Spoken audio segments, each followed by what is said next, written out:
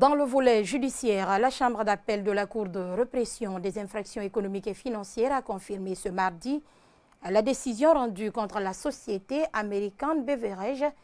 Cette société productrice des jus 24 heures énergie avait été condamnée au paiement d'une amende allant de 25 à 50 millions de francs guinéens comme dommages et intérêts après avoir été reconnu coupable d'atteinte à la santé publique.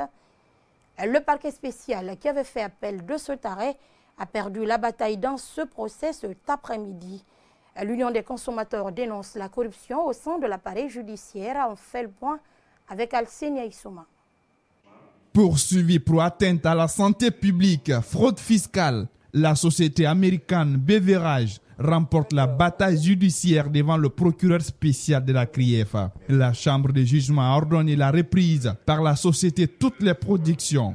Une reprise placée sous surveillance juridique pour une période de 6 mois. La décision qui vient d'être rendue par la chambre d'appel est conforme au droit et on ne sait pas pour quelle raison que monsieur le procureur spécial qui a poussé monsieur le procureur à un appel. De ce qu'on a fait, il était dans ses droits, mais nous sommes vraiment satisfaits de la décision rendue par la chambre d'appel. Le parquet spécial débouté ne compte pas baisser les bras dans cette affaire. Pour l'intérêt des consommateurs, Ali Touré se dit prêt à attaquer cette décision devant la Cour suprême.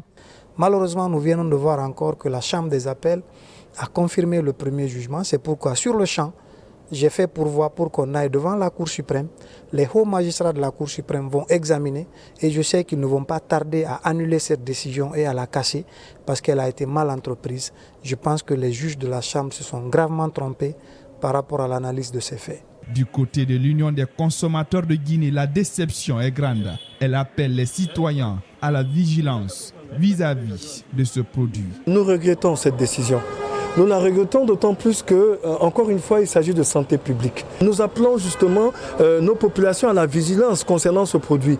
Tout ce que nous disons, c'est que nous lançons un cri du cœur. Nous lançons un appel à l'ensemble des parties prenantes. Pensez à nous, pensez à la population, pensez à notre santé.